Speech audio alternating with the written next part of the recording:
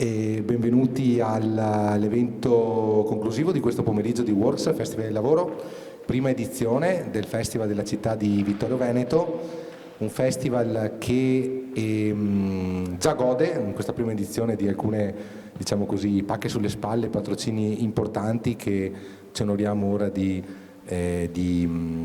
ripetere: Ministero della Cultura, Regione del Veneto, Provincia di Treviso e Confindustria Veneto Est.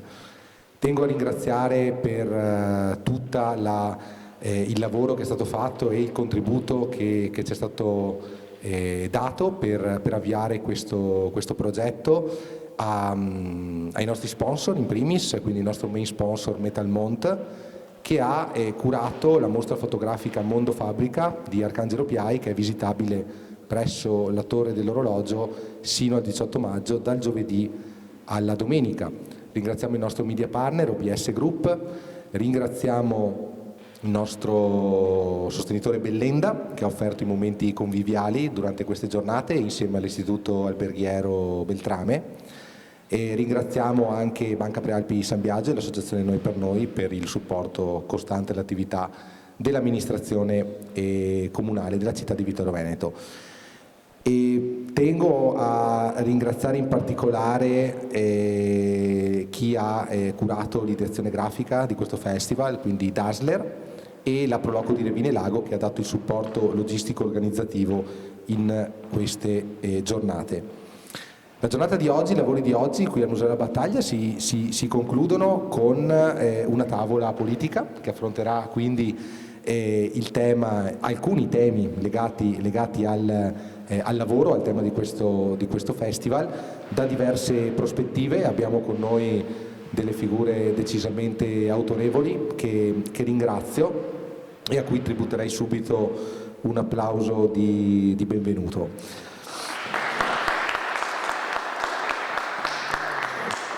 Prima di tutto do notizia di un'assenza, perché avrebbe dovuto esserci il vice sindaco di Montebelluna, nonché coordinatore provinciale di Fratelli d'Italia, Claudio Borgia, che però ha dovuto dare defezione a causa di impegni sopraggiunti e di impossibilità di raggiungere Vittorio Veneto in tempo. Abbiamo con noi, procedo da sinistra verso destra, il consigliere regionale della Lega Roberto Betta. Un applauso, grazie. E Giulia Princivalli, coordinatrice provinciale di Sinistra Italiana e consigliera comunale a Averzo. Abbiamo il senatore Luigi D'Agrò, indicato dal Circolo di Forza Italia. Un applauso. E abbiamo l'ex Ministro del Lavoro per il Partito Democratico, l'onorevole Cesare Damiano. Grazie a tutti.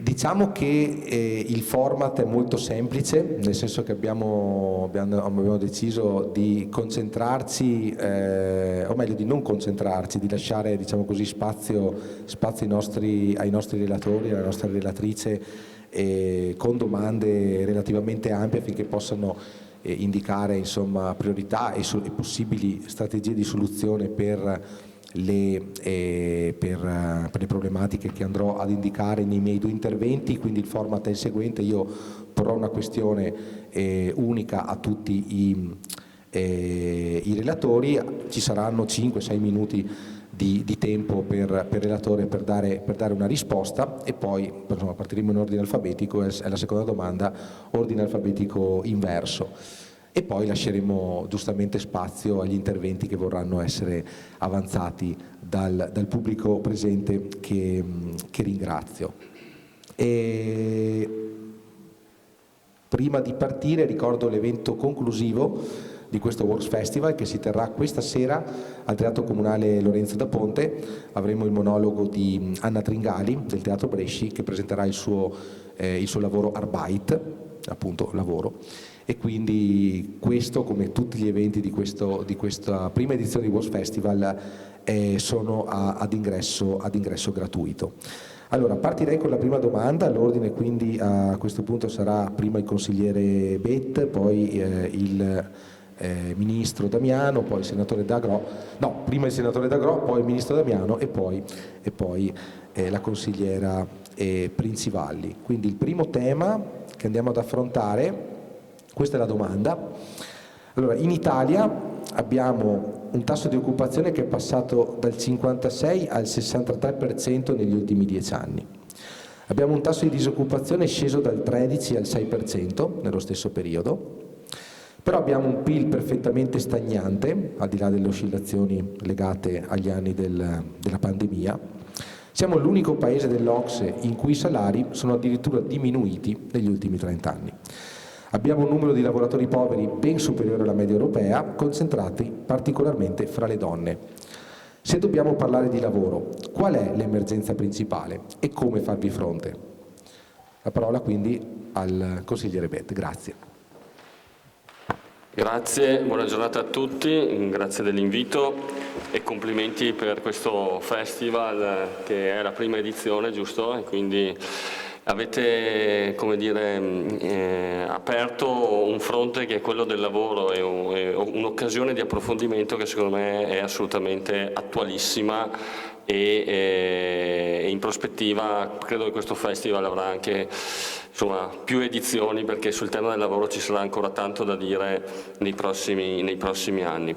Allora, io qui rappresento un po' la regione del Veneto e diciamo che i dati che ha citato l'assessore relativamente all'occupazione in Italia per quanto riguarda il Veneto sono ancora migliori, nel senso che abbiamo un tasso di occupazione, noi abbiamo 2.230.000 occupati in Veneto, 1.600.000 hanno un contratto a tempo indeterminato, quindi l'88% ha un contratto a tempo indeterminato, abbiamo il 61% di occupazione con, diciamo, rispetto alla media nazionale più avanti di 7-8 punti percentuali. Il tasso di disoccupazione se a livello nazionale citava il 6, noi saremmo intorno alla metà, insomma. Quindi dal punto di vista della situazione del mercato del lavoro noi siamo di fronte a una realtà regionale che, pur in un contesto complicato, difficile, la crisi energetica piuttosto che la crisi di alcuni settori della nostra produzione, noi tra l'altro siamo una regione. Stamattina ero all'assemblea della Banca della Marca e sono state fatte alcune riflessioni sulle prospettive. Noi abbiamo in provincia di Treviso 80.000 imprese, 340.000 addetti e il 30%, più del 30% delle attività delle nostre imprese sono manifatturiere. Poi c'è una parte del terziario importante che è legata al turismo e altri servizi e uno dei temi è abbiamo un settore manifatturiero che tiene. Siamo ancora capaci di fare industria e di produrre. Lo dico in un momento storico in cui Trump negli Stati Uniti sta cercando di rilanciare la produzione economica del suo paese attraverso questa formula dei dazi più o meno minacciati.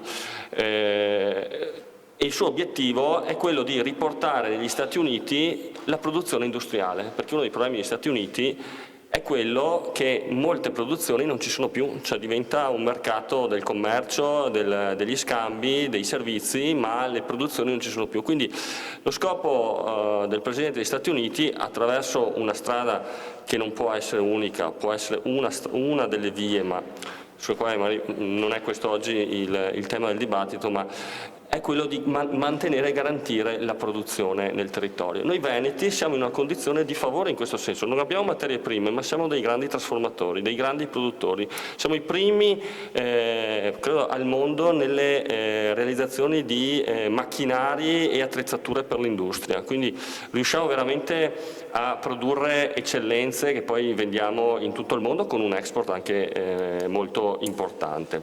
Allora, tornando al tema, il quesito che veniva posto è: siamo bravi, produciamo, l'economia, teniamo botta, diciamo, dal punto di vista economico, però i nostri lavoratori prendono pochi soldi, i salari sono fermi. Il dato era negli ultimi 30 anni, forse sono diminuiti, negli ultimi anni diciamo, c'è stata una piccola crescita media, l'1%. Tenete conto che nel 2022, quando c'è stata la crisi energetica, il costo della vita è aumentato intorno all'8-10%. Quindi voi pensate che obiettivamente una famiglia dove c'è un lavoratore, o se siamo fortunati 2 lavoratori, il costo della vita diventa un problema con uno stipendio che rimane sempre lo stesso. E qui ci sono vari, come dire, approcci al problema. Innanzitutto la formula che tutela i lavoratori sono i contratti collettivi nazionali. Ecco, un dato della Regione Veneto è che il 98% dei contratti di lavoro dei lavoratori sono disciplinati da un contratto nazionale di lavoro, quindi c'è una tutela diciamo abbastanza diffusa del diritto al lavoro e di tutto quello che poi attraverso la contrattualizzazione sindacale viene garantito.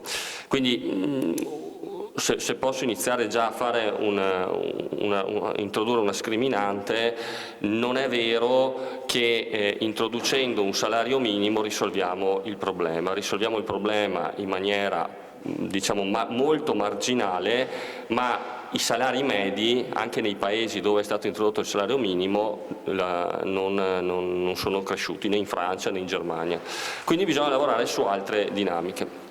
Le dinamiche su cui è possibile lavorare sono sicuramente il cuneo fiscale. Noi abbiamo una tassazione molto elevata, il costo del lavoratore per l'azienda è fatto 100, poi quello che rimane in tasca al lavoratore è la metà, più o meno la metà. E su questo secondo me c'è un lavoro che forse a livello governativo potremmo fare.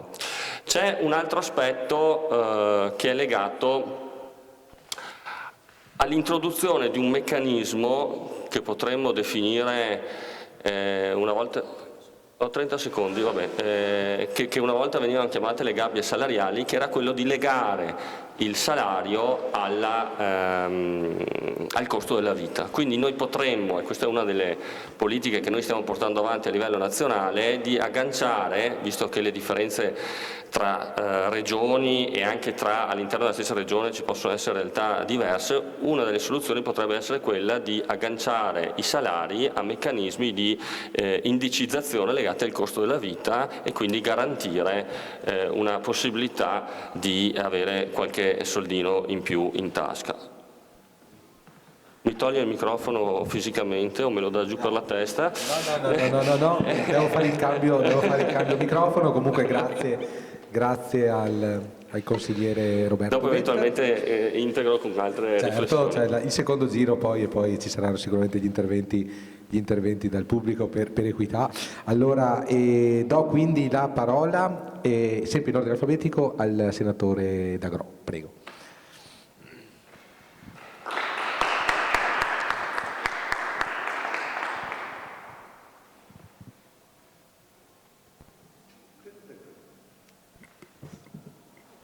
Non voglio provocare, cercherò di entrare dentro su questi temi senza ideologia, perché c'è una frase di un consesso internazionale che dice, di derivazione peraltro di tendenza cattolica, o meglio cristiana, dice che il lavoro è prendersi cura. Come prendersi cura è un lavoro. Molte volte invece il tema del lavoro è visitato esclusivamente per un tornaconto, o meglio una retribuzione, una remunerazione, esclusivamente sotto questo profilo. E ha perso dignità forse per questo, ma anche valore per questo. C'è un degrado fortissimo all'interno del mondo del lavoro, a livello mondiale, ma è da vedere anche con molto interesse anche in campo nostrano, non solo italiano, ma anche in Veneto. alcune esperienze maturate recentemente nell'area del Polesine o in altre realtà del Basso Padovano ci dicono come di fatto quello che vedevamo essere un tema di remunerazione del lavoro nei campi da parte degli immigrati ha toccato queste realtà in maniera dura, violenta e silenziosa. Non c'è stata una grande capacità di dibattito attorno a quello che abbiamo visto un anno fa. Ma vorrei entrare dentro sul tema del lavoro vedendo le preoccupazioni in relazione, in questo caso in Italia, alla demografia. Perché la politica senza demografia non ha senso, non ha capacità di organizzare il futuro con le dimensioni proprie anche degli investimenti e della programmazione. Il dato che noi riscontriamo è portato alla nostra attenzione non più tardi di un mese fa, è che la cosiddetta creazione, la procreazione in una donna è di 1,1 bimbo per donna, quando per rimanere in una logica di contestualità utile ad essere sicuri degli investimenti, il tema è 2,1. Faccio anche un'altra considerazione, che questo l'abbiamo trovato oggi, ma fra 7, 8, 10 anni, dove ci sarà un invecchiamento della popolazione femminile e quindi anche una diminuzione ulteriore di fertilità della donna, questo dato rischia di diventare drammatico. E questo dato, diventando drammatico, significa e ci porta a dire che non c'è ricambio nel mondo del lavoro. Fra poco mancheranno centinaia di migliaia di persone, come vediamo oggi, in alcuni posti. E la stranezza è che in Italia c'è una domanda di posti di lavoro che avrebbero possibilità di essere recuperati attraverso le università. Ed invece c'è un altro fenomeno drammatico che ci dà un segno di quanto miopia ci sia nell'incontro fra domanda e offerta nel mondo giovanile quando si entra dentro nel mercato del lavoro.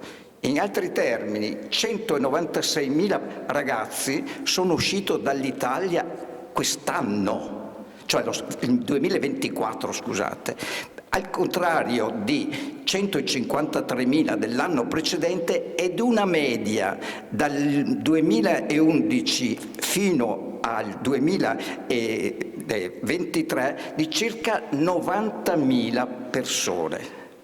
Di queste circa un 60% sono collegabili a un dato addirittura drammatico, che il 60% di questi che escono sono di capacità culturali elevate, di formazione ottima e legate a materie scientifiche.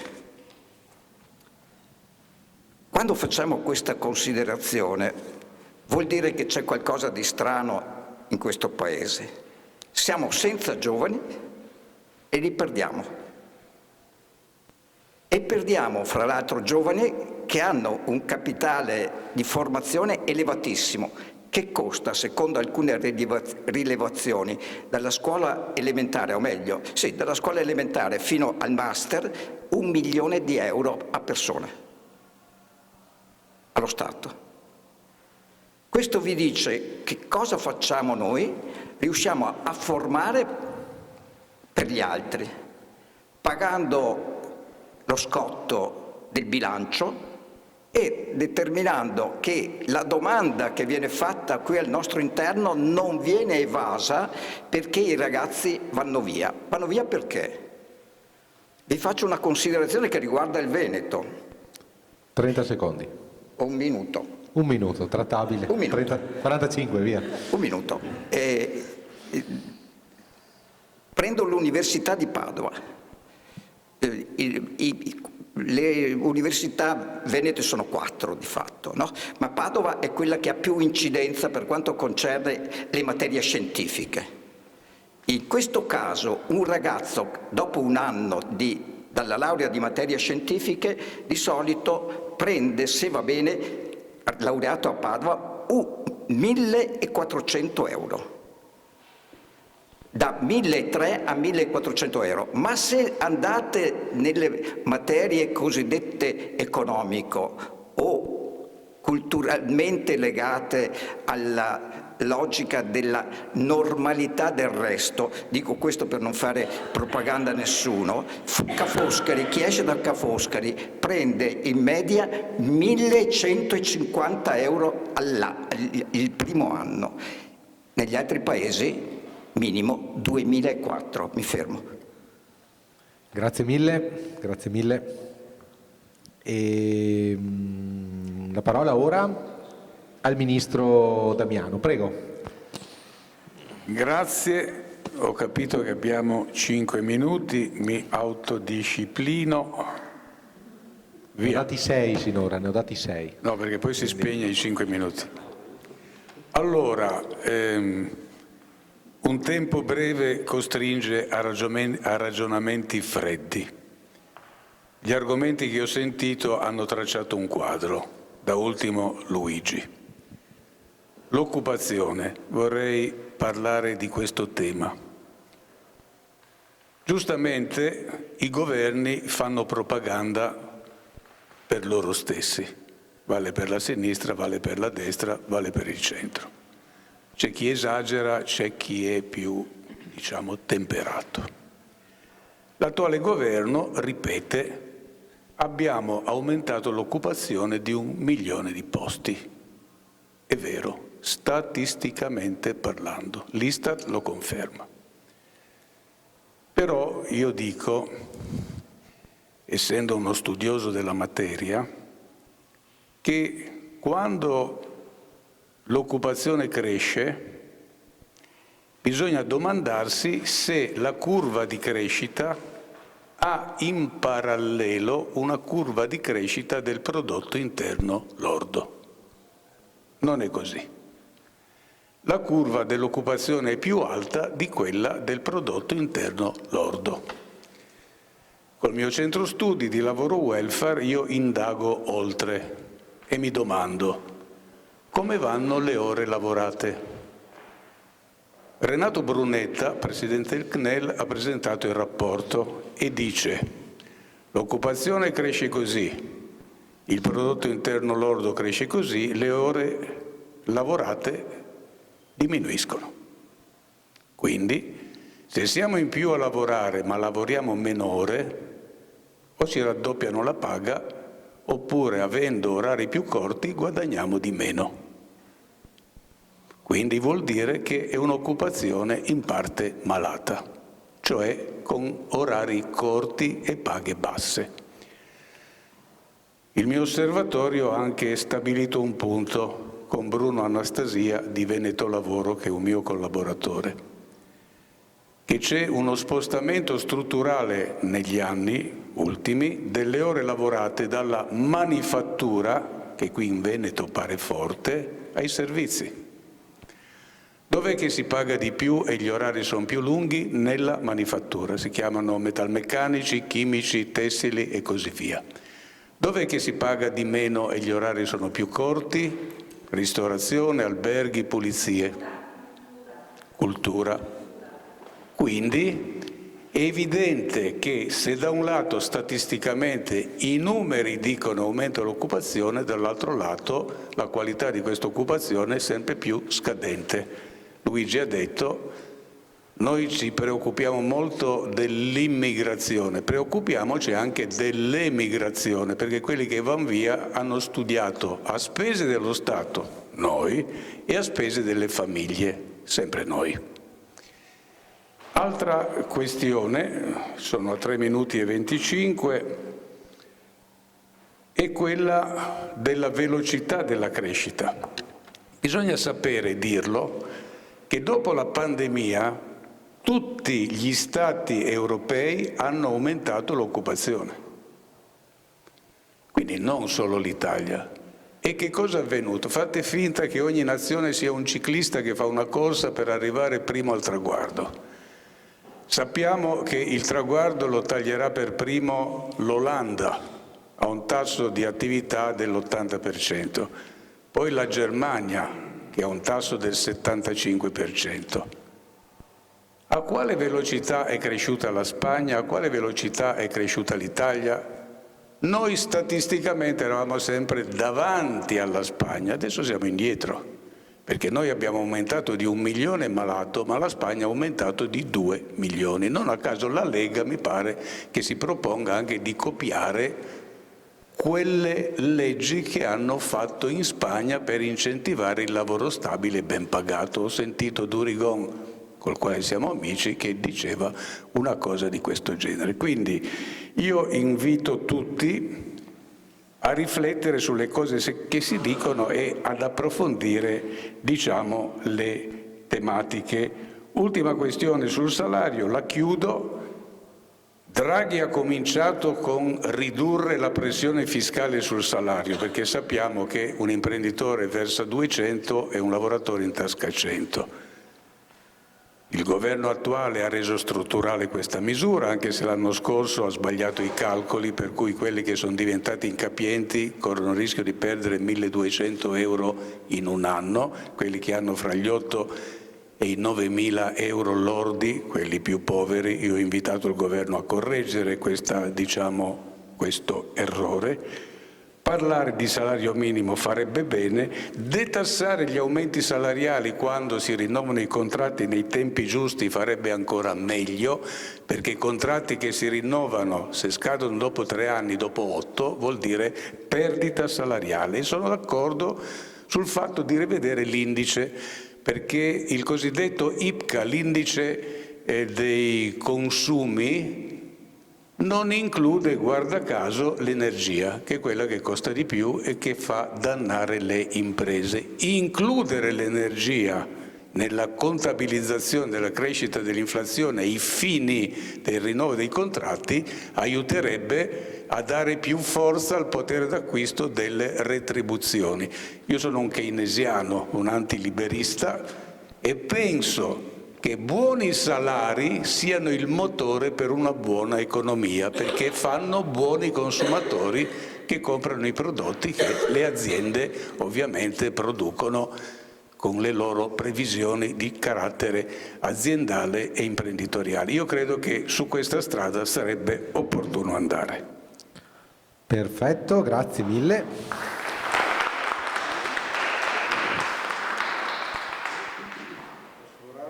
No, perfetto. Infatti non ho proferito verbo né sillaba. E allora a chiudere questo primo giro di tavolo Giulia Principalli, prego. Grazie Enrico e grazie davvero per l'invito all'interno di questo interessante e importante festival. Allora, le problematiche legate al mondo del lavoro sono talmente tante in Italia che è difficile scegliere, no? L'emergenza principale, come chiedevi.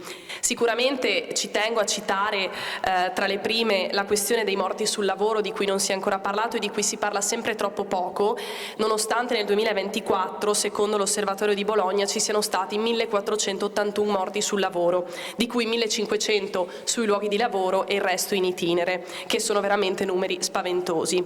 Però questa sera vorrei focalizzarmi sull'altra questione del lavoro che accennavi anche nella domanda, e cioè che in Italia i salari sono fermi da 30 anni, mentre nella media OCSE sono aumentati del 32,5%. A questo si collega appunto il dato dell'aumento esponenziale dei lavoratori poveri dagli anni 90 ad oggi. In Italia infatti più di un lavoratore su 10 è un lavoratore povero, cioè significa che ormai neanche il lavoro riesce a garantire di non cadere in povertà a causa appunto di retribuzioni troppo basse o anche appunto di lavori precari e saltuari. Un dato appunto molto superiore alla media europea, quello dei lavoratori poveri.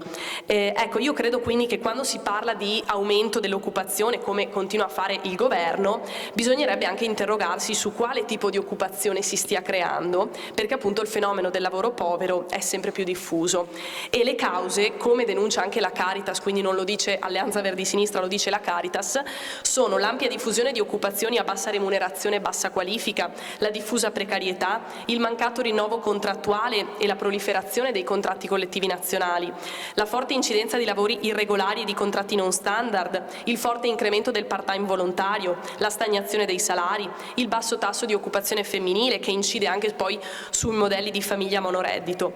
Ecco, quindi nella domanda ci chiedono come far fronte a tutti questi problemi.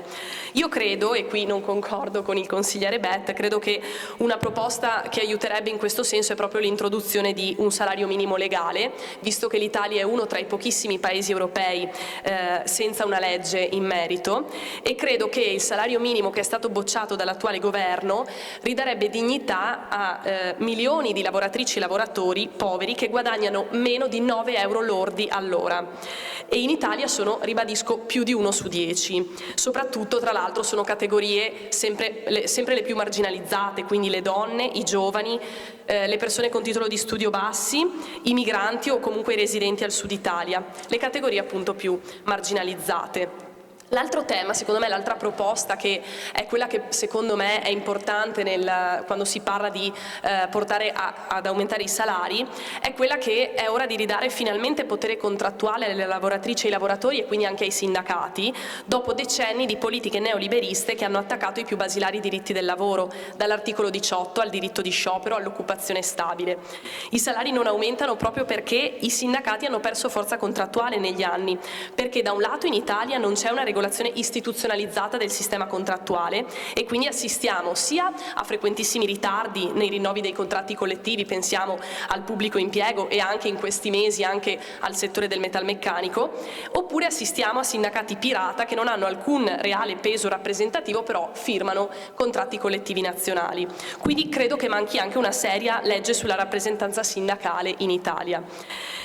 Penso poi, e inizio già a parlare dei referendum dell'8 e del 9 giugno, perché secondo me questi referendum potrebbero aiutare molto in questo senso. Da un lato perché provano a mettere un freno all'abuso dei contratti a termine, che sono appunto i contratti dove si annida maggiormente il lavoro povero, e anche i due quesiti contro i licenziamenti illegittimi e per ripristinare il reintegro nelle grandi aziende e togliere il limite di 6 mensilità nelle piccole aziende.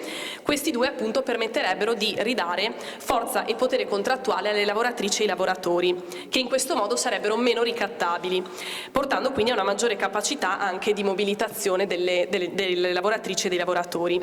Infine, ho terminato, fatemi fare un'ultima osservazione perché ci tengo, mi sento anche presa in causa, perché il lavoro povero, come abbiamo detto, colpisce in particolare alcune categorie. Una è quella delle donne, qui ci tenevo a fare un commento, perché viviamo in un paese ancora con una cultura profondamente maschilista e patriarcale, per cui di fatto nella narrazione le donne devono stare a casa ad accudire i figli e la casa, e abbiamo sentito anche prima parlare del problema della denatalità. Però ricordiamo che il lavoro di cura oggi viene svolto ancora dalle donne praticamente, e dopo la nascita del primo figlio una donna su 5 non rientra più a lavoro. Ecco, anch'io sono una madre lavoratrice, so cosa vuol dire, so quali sono le difficoltà di conciliare l'attività lavorativa con l'attività familiare e personale. Quindi ecco, tutti a parlare appunto del problema della denatalità e di quanto sia importante l'occupazione femminile, però se poi non si danno servizi alle donne, non si danno asili nido pubblici gratuiti, non si dà un congedo parentale paritario, non 10 giorni per i padri e tutta una serie di misure, ecco, significa che non c'è la volontà politica di farlo, perché di fatto la donna è ancora considerata l'angelo del focolare ed è davvero difficile uscire da questa narrazione ancora oggi. Non so se ho altri 30 secondi. 30 secondi, perfetto, perché l'altra categoria che ci tenevo a fare una battuta è quella dei migranti, no? Perché in Italia siamo ancora anche qui viviamo in una cultura profondamente razzista di fatto, anche a livello istituzionale soprattutto, per cui si continuano a parlare di chiudere i porti, le frontiere, di espulsioni, però poi ecco, mi verrebbe da fare questo commento, fanno comodo appunto i migranti quando c'è da fare i lavori più umili e più mal pagati, siamo qui, anche qui in terra di Prosecco e di altre eccellenze made in in Italy, quindi il tema anche del caporalato, no? Sarebbe un altro tema da affrontare quando si parla di lavoro, quindi ecco, in questo caso fanno comodo, allora ci si gira dall'altra parte, no? Perché fanno comodo i migranti quando sono da pagare a nero e 2 euro all'ora. Ecco. Bene, grazie. ecco qua.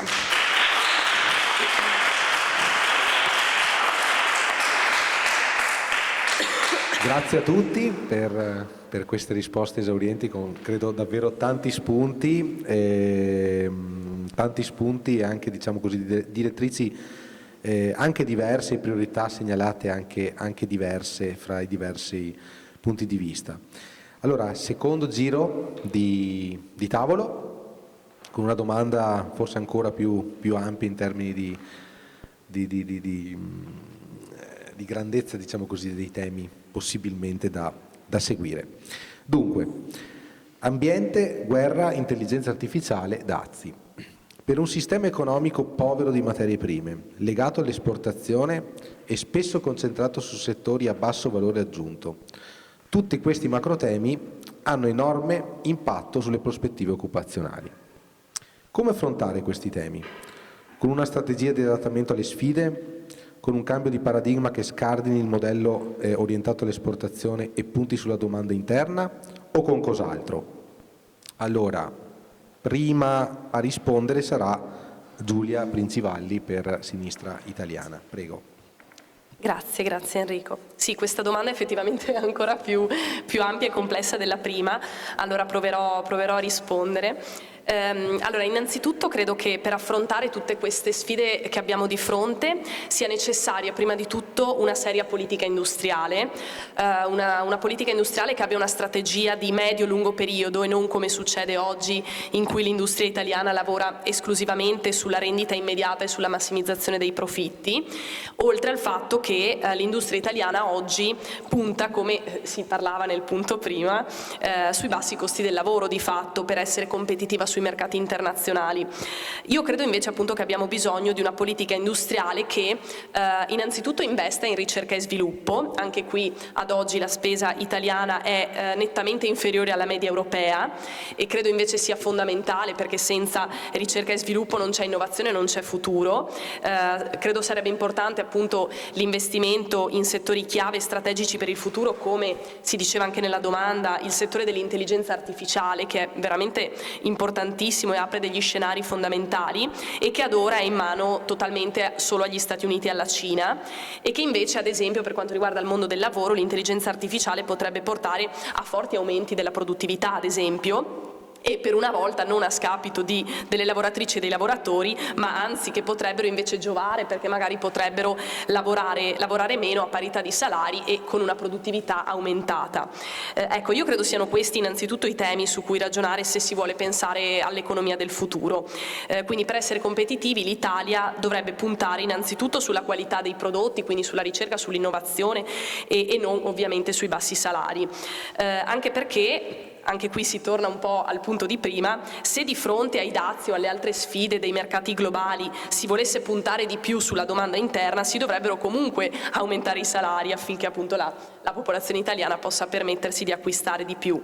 Però anche in questo caso non credo che la soluzione immediata sia questa la soluzione immediata più semplice, anche perché comunque viviamo in un mondo sempre più interconnesso, interdipendente, in cui tra l'altro l'Italia produce sempre meno prodotti finiti, quindi è evidente che è dipendente da altri mercati, quindi non sarebbe proprio semplice pensare di chiudersi dentro le proprie frontiere neanche da questo punto di vista. L'altra risposta invece a tutte queste sfide io credo sia la transizione ecologica dell'economia e dell'industria. Infatti il nostro modello di sviluppo non è assolutamente più sostenibile, le risorse del pianeta sono limitate e la sfida più grande che abbiamo di fronte per i prossimi decenni è proprio la lotta ai cambiamenti climatici. Quindi l'obiettivo secondo me dovrebbe essere quello di difendere ma anche migliorare e completare il Green Deal europeo per provare ad arrivare innanzitutto alla neutralità climatica entro il 2040, investire quindi nel trasporto pubblico elettrico e anche nella produzione industriale, ad esempio di auto elettriche, investire seriamente nelle energie rinnovabili, mettendo quindi fine all'era dei combustibili fossili. Ecco, tutto questo sono alcune proposte per una transizione ecologica. Non solo queste proposte salveranno il nostro pianeta, che scusate se non mi sembra proprio un dettaglio, ma rilancerebbe anche, secondo me, l'economia, e soprattutto la transizione ecologica dovrebbe essere una transizione giusta, quindi non deve lasciare indietro nessuno, non deve pesare appunto sulle fasce più deboli della popolazione, sulle lavoratrici e sui lavoratori, ma anzi credo proprio dovrebbe fondarsi su un loro maggiore coinvolgimento nella definizione delle politiche pubbliche e anche delle scelte strategiche industriali, perché comunque sono i lavoratori e le lavoratrici che producono ricchezza e che dovrebbero essere, secondo me, i protagonisti di queste sfide. Infine, un ultimo commento in merito, ci tengo a precisare che bisogna fare attenzione a non cedere alle lusinghe di una facile uscita dalla crisi, soprattutto dell'industria e soprattutto del settore manifatturiero, pensando di passare per la produzione di armi e per la riconversione dell'industria in senso bellicista, come suggerisce anche von der Leyen quando presenta il Rearm Europe come una grande opportunità per aziende come Leonardo e Finmeccanica, per non parlare anche del dibattito che si è aperto anche qui in provincia di Treviso per alcune aziende di Castelfranco Veneto. Io credo sia una strategia folle e assolutamente non lungimirante, anche perché 800 miliardi di euro potrebbero e dovrebbero essere investiti nelle scuole, nella sanità pubblica, nei trasporti pubblici, in ricerca e sviluppo e in una vera appunto transizione ecologica dell'economia. Queste secondo me sono scelte che guardano al futuro del Paese e di tutto il pianeta e non al passato. Grazie. Grazie alla coordinatrice di Sinistra Italiana Princivalli, ed ora per il Partito Democratico do la parola al Ministro Damiano. Prego. Allora, cominciamo dai dazi. Io non uso mai parole volgari, ma mi è scappato in una trasmissione televisiva alla domanda: cosa ne pensi dei dazi? La risposta è stata: sono una vera e propria cazzata. Io credo a quello che dico, perché è evidente che la politica dei dazi avrà una risposta con i controdazi. Inoltre, Trump sta facendo marcia indietro, perché le ripercussioni delle sue scelte, in primo luogo, stanno colpendo gli elettori di Trump. Quando gli americani si accorgono che le uova, l'hamburger e il gallone di benzina costano di più, abbandonano quello che hanno votato. Ma gli altri che correvano il rischio di abbandonarlo, che corrono il rischio di abbandonarlo, sono le big tech, quindi le grandi compagnie multinazionali che si occupano di tecnologia digitale. Avrete notato, metto i dazi alla Cina, e la Cina ha detto: non ti do più le terre rare. Oggi questo telefonino non è prodotto in un luogo, è l'assemblamento di vari prodotti che arrivano da molti luoghi. Per quanto si voglia importare nei propri paesi quelli che il liberismo economico ha delocalizzato in Cina, perché noi abbiamo delocalizzato le produzioni manifatturiere verso la Cina e l'estremo oriente, riportarlo indietro non solo richiederà degli anni incompatibili con l'elezione di middle term negli Stati Uniti, ma impossibile, perché ormai la globalizzazione, purtroppo senza regole, è quella che ha regolato il mondo. E allora che cosa fare? Io non credo che la politica debba solo rispondere alla pancia degli elettori. Capisco. Saliamo un po' più in su, diciamo al cuore degli elettori, ma saliamo ancora un po' più su alla mente, all'intelligenza degli elettori. Non è che tornando al protezionismo, all'isolazionismo, al nazionalismo e al populismo vinciamo le sfide globali. Di fronte alle sfide demografiche, alle sfide della guerra, alle sfide commerciali. Quindi abbiamo bisogno di riprogettare la politica indubbiamente. vi accorgete che stiamo tornando alle sfere di influenza, alle zone di influenza. L'America agli americani, la dottrina Monroe era del 1800, l'Oriente alla Cina, l'Europa dell'Est alla Russia. Vogliamo tornare a quell'epoca? Vogliamo deglobalizzare il mondo dopo aver compiuto dei passi avanti che a me non sono piaciuti. A me non è piaciuta la globalizzazione senza regole, la vorrei regolata soprattutto con condizioni di lavoro che siano equivalenti fra paese e paese, per non avere un dumping basato sui bassi salari e l'assenza di sicurezza. Quindi io credo che questo sia il primo punto. Il secondo punto sull'intelligenza artificiale. L'intelligenza artificiale va esaminata da alcuni punti di vista. La prima domanda, l'impatto sull'occupazione. Avrà un impatto sull'occupazione intellettuale. Avvocati, giornalisti, ambienti della cultura, consulenti del lavoro, commercialisti. Ci sarà un impatto. Docenti, non tanto sul lavoro manuale, quello di più bassa qualifica è già stato sostituito dalla robotizzazione della fase precedente, anni 70, 80, 90, inizio 2000. Il secondo impatto da studiare sulla professionalità. Un conto, un'intelligenza artificiale che aiuti a sviluppare meglio la tua professione. Sono un insegnante, faccio la ricerca in 2 ore anziché in 2 mesi e la spiego meglio io insegnante, non il sostituto dell'intelligenza artificiale. 3, è la cosa sulla quale io insisto e sulla quale il governo pare sordo, al di là del fatto che c'è una legge che sta navigando, è stata approvata al Senato, adesso è alla Camera, che vorrebbe intervenire con l'intelligenza artificiale, utilizzare la digitalizzazione e l'intelligenza artificiale per proteggere la salute e l'integrità psicofisica dei lavoratori. L'airbag di caduta, il casco intelligente, i dispositivi con i microchip, il cantiere digitale e così via, per diminuire le morti sul lavoro. Concludo dicendo questo. Purtroppo noi in Europa abbiamo fatto la prima legge mondiale per regolare l'intelligenza artificiale, ma la tecnologia ce l'hanno la Cina e gli Stati Uniti. Forse dovremmo preoccuparci, anziché solo regolare, di produrre queste nuove tecnologie di alta innovazione se vogliamo davvero guardare al futuro.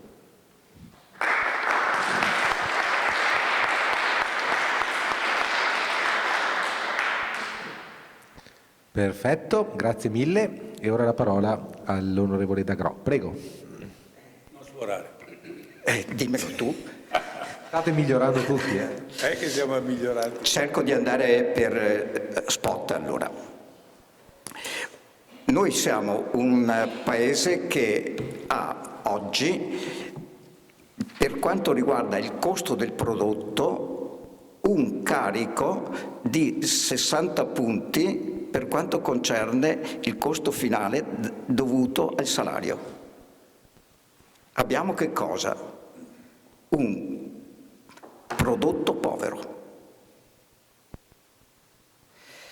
Perché ci sono bassi salari? Perché prima facevamo svalutazioni competitive. Da quel momento lì, dove non siamo stati più possibilitati a farlo, essendo dentro nel meccanismo dell'euro, abbiamo continuato ad avere la stessa mentalità, pagando di fatto le merci facendo pagare le merci tramite, quindi competitività, tramite basso costo del lavoro. Quando si continua a parlare del cuneo fiscale, e c'è la guerra fra imprenditori e sindacati a chi va il tornaconto, non ci dovrebbe essere problema, ma è che l'industria vuole per sé e i lavoratori giustamente per loro, perché un basso salario, tanto per intenderci, quando facciamo il manifatturiero in Italia vale circa 17,5 punti del prodotto interno lordo e siamo la seconda nazione europea per il manifatturiero, per il secondario, ma di fatto noi siamo sempre stati subfornitura. Non siamo entrati dentro in una logica di prodotto finito che avesse valore essenzialmente competitivo sul mercato. Basta capire cosa è successo alla Ferrari quando ha cambiato dal motore caldo al motore ibrido. Non ha più toccato palla. È un dato questo, e se guardiamo bene, tanto per intenderci, il sistema manifatturiero che abbiamo qui nella Pedemontana è in mano ormai a fondi speculativi stranieri. Ce lo dice Electrolux, che è un fondo delle signore o delle vedove dei dipendenti pubblici svedesi. Stanno portando tutto in Polonia. Allora, che cosa dobbiamo fare? Attenzione, perché l'altro tema è che i bassi salari hanno impoverito o addirittura reso asfittico il mercato interno. Quindi la domanda se e come ragionare per il futuro, non c'è che altro da fare, cambiare registro. Innovazione, ricerca e nuovi prodotti e nuove frontiere, cioè continuare col il basso prodotto che è già in mano ormai a sistemi standardizzati di capacità enormi di fare questa penna, e vado ai dazi, questa penna, anzi l'ha spiegato perfettamente un ex premio Nobel dell'economia, ha 12 fornitori. Se io faccio la grafite per la penna, dovrò prendere il legno da una parte, dovrò fare... Insomma, alla fine è un massacro, e direi che i dazi sono di fatto il bullismo di una realtà che ha capacità soltanto di essere ignorante. Allora, lasciando stare questo, perché poi ogni giorno si cambia su questo tema, e domani mattina sembra che sia già approvato tutto quanto per quanto riguarda la Cina. Quindi stiamo cadendo anche lì noi su un meccanismo di provocazione di qualcosa che a livello di democrazie occidentali sta diventando devastante. E in questo caso, con questa devastazione, anche il mondo complessivo di rappresentanza che è dato da un mercato importante che non è solo di economia, ma anche di bellezza, di tradizioni, di diritti e di doveri, rischia di essere soppresso e di non essere più attrattivi nemmeno in questo campo. Quindi bisogna che cominciamo a ragionare abbondantemente, cercando di passare dalla subfornitura al prodotto, ma non possiamo farlo che non a un livello decisamente superiore, distanziando chi c'è dietro, ci fa competenza sul costo per quanto riguarda le materie, il prodotto semilavorato o semifinito. Faccio ultime due considerazioni. L'ha detto Damiano che l'Europa è la prima che ha governato o tentato di governare il mondo dell'intelligenza artificiale. Io non sono d'accordo con lui che il mercato del lavoro basso non verrà toccato. Non sarà quello dei servizi alle persone che potrà non essere toccato in maniera profonda, ma quello genericamente dei servizi potrà essere toccato e abbastanza duramente. E se guardiamo bene, l'Italia fa circa il 67% o 68% di prodotto interno lordo con i servizi, mettendoci dentro anche il turismo, entro il quale c'è da verificare due fattori. Il vettore che porta i turisti in Italia sono stranieri. Ormai tutto quanto è generalizzato in funzione di portarlo in catene collegate.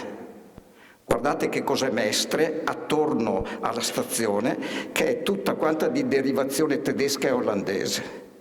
E poi, fra le altre cose, c'è un sistema di collegamento di internet che porta tutti quanti a svuotare i centri storici delle grandi città d'arte per fare in modo che con gli affitti brevi ci siano chi si arricchisce, e sono gli immobiliaristi, ma non è, tanto per intenderci, una grande platea di persone che ne trae vantaggio. Anche siamo riusciti da un grande patrimonio che dicevamo essere il nostro nuovo oro, ne abbiamo fatto un valore aggiunto di povertà, o meglio ancora di derivazione, di eccellenza per qualcuno che grazie a investimenti finanziari si comprano interi fabbricati o palazzi importanti e hanno questo tipo di remunerazione. Ultima cosa che mi pare sia quella... 10 secondi. 10 secondi. Ho finito. Basta allora. Grazie mille. Se ho finito, Grazie basta. mille. Grazie.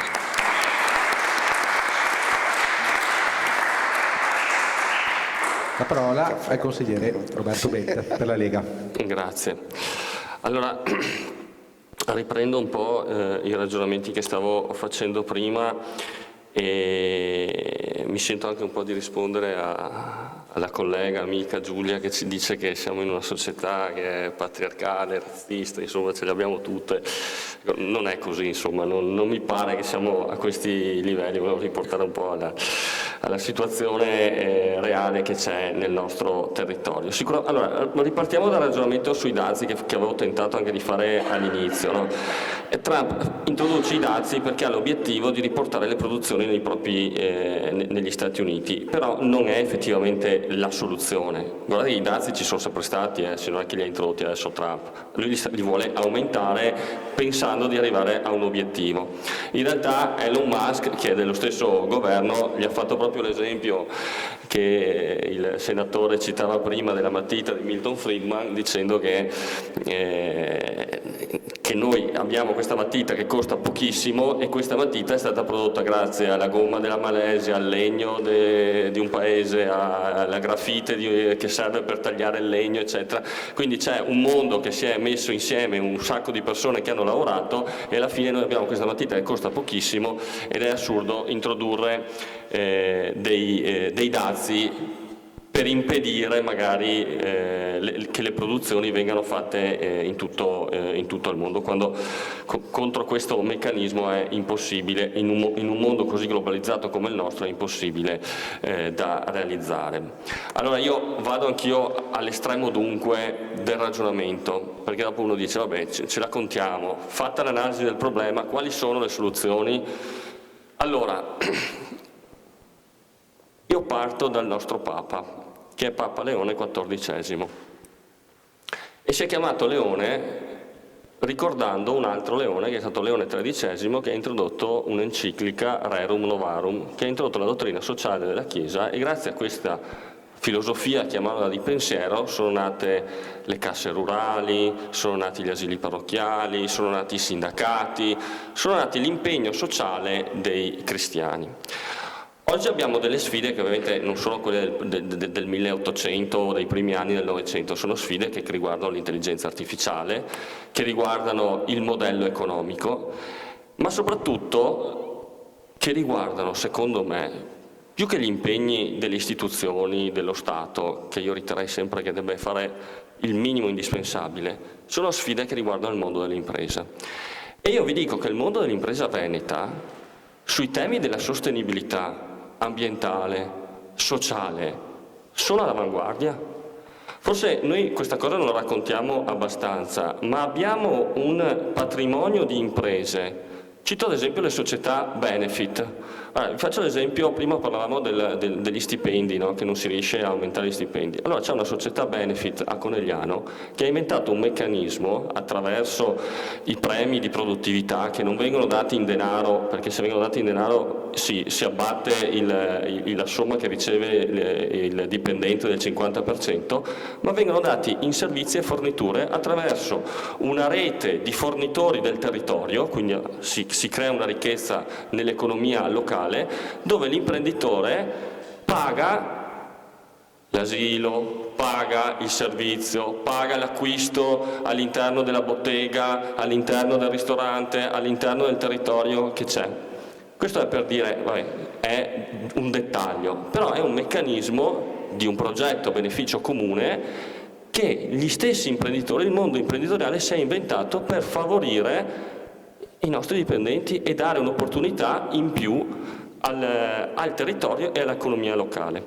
Allora io ritornerei agli imprenditori che devono risolvere un grande trilemma, come ha detto qualcuno. Devono garantire una sostenibilità ambientale, quindi nei processi produttivi stare attenti all'ambiente, garantire una sostenibilità sociale, quindi la comunità, il welfare aziendale, i propri dipendenti devono essere contenti di lavorare nelle proprie aziende, perché ricordiamoci che da qui al 2030 non saranno i datori di lavoro a scegliere i dipendenti, saranno i dipendenti a scegliere in quale aziende andare, perché con il calo demografico che ci sarà noi avremo minimo 150.000 dipendenti o risorse lavoro in meno nel nostro territorio e i nostri imprenditori, le imprese, i processi produttivi li devono continuare a far andare avanti, perché non è che possono chiudere le aziende, quindi devono trovare meccanismi di incentivazione per far arrivare nelle proprie aziende i migliori che abbiamo e quindi evitare la fuga dei cervelli, fare investimenti in tecnologie, in ricerca e sviluppo e garantire un benessere nel luogo di lavoro, nei posti di lavoro che attragga queste persone. E quindi la sostenibilità ambientale, la sostenibilità sociale, ma ci deve essere anche una sostenibilità economica. Quindi c'è un triangolo che deve stare in piedi e questa sostenibilità economica vuol dire comunque garantire un profitto, un valore aggiunto che l'imprenditore deve incassare e una ricchezza che si deve creare. E noi oggi con il sistema che abbiamo, con il sistema regolamentare che abbiamo, l'Europa ci ha imposto una serie di norme, a volte folli, a volte assurde. Prima si citava il Green Deal. Benissimo la sostenibilità ambientale, benissimo la sostenibilità sociale, ma non mi puoi distruggere un sistema, un comparto economico, non mi puoi distruggere l'automotive, non mi puoi distruggere l'economia. Cioè deve essere coordinato, deve essere accompagnato il cambiamento, deve essere un processo lento, ma io dico lasciamoli agli imprenditori questo processo. Guardate che noi abbiamo una classe di imprenditori nel nostro territorio che è veramente all'avanguardia e su questi temi sono molto più avanti rispetto alla politica e alle istituzioni. Quindi io vi lascio con questa riflessione, che tra l'altro è una riflessione di un modello di economia che parte proprio dalla Rerum Novarum, che aveva tra i filosofi e sostenitori economisti il buon Beato Toniolo, che aveva Antonio Genovesi e si chiama economia civile. Ragioniamoci sopra.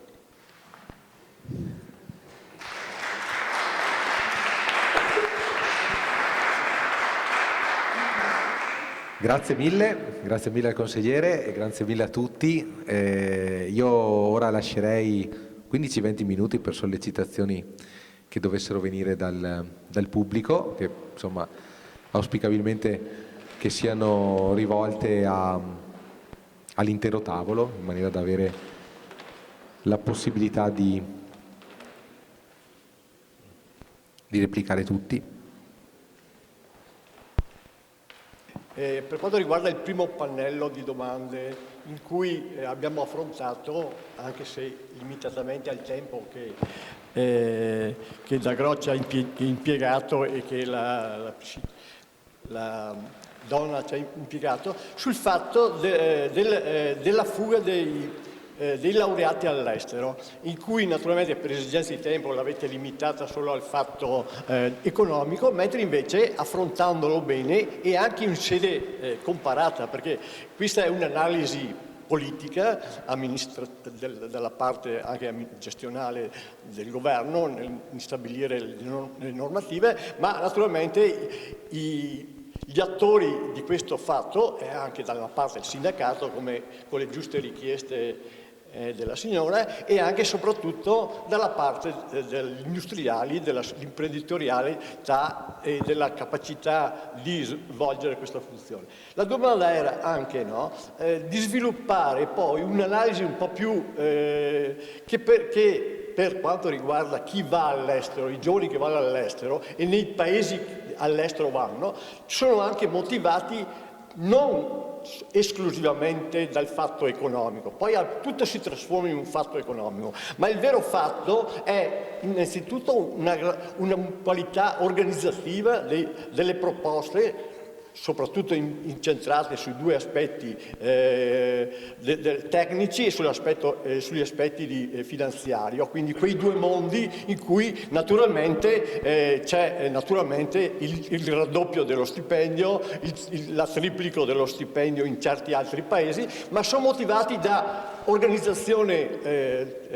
termini di organizzazione del lavoro diversamente, e quindi è una risposta che quei paesi danno, che siamo in grado anche noi di farla e dovremmo essere in grado anche noi di farla, organizzazione del lavoro e di servizi di supporto all'organizzazione. E mi riferisco per esempio alle stesse domande che ha esposto la signora, il fatto per esempio degli asili nido, il fatto perché i giovani che hanno anche la famiglia, che strutturano la famiglia, hanno esigenze di un servizio, hanno esigenze di una scuola, hanno esigenze di un ospedale, e tutto strutturato al fatto che sono da soli, perché all'estero non hanno i genitori come in Italia che li supportano. Questo vale dire che dal lato della domanda politica è anche una risposta politica, per esempio nel caso dei servizi, perché non sarà certo la classe imprenditoriale che si occupa di servizi, non sarà certo la classe politica che deve occupare degli aspetti organizzativi, perché sono l'imprenditorialità all'estero che su quei settori, come diceva anche, è chiaro che è strutturata. Quindi, allora, non è che dobbiamo copiare dalla Spagna, non è che dobbiamo copiare sull'industria metalmeccanica, non dobbiamo copiare dall'altra, perché sapevamo farla meglio e purtroppo ci siamo messi in condizione di farla peggio.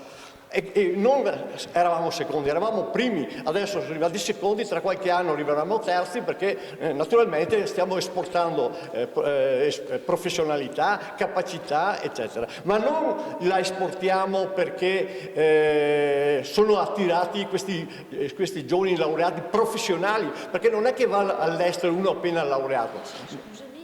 Sì, mi limito. Scusate, no, non è per interrompere, ma è solo perché capisco che l'entusiasmo e la passione ci porta... Sì, no, ma aspetta un attimo, ci porta a parlare, però effettivamente ci sono anche altre persone, quindi penso sia giusto dare spazio anche agli altri. Se ci sono altri interventi facciamo così, raccogliamo tutte le domande e poi lasciamo ai nostri relatori le varie risposte, così diamo la possibilità a tutta l'assemblea di fare e di porre delle domande.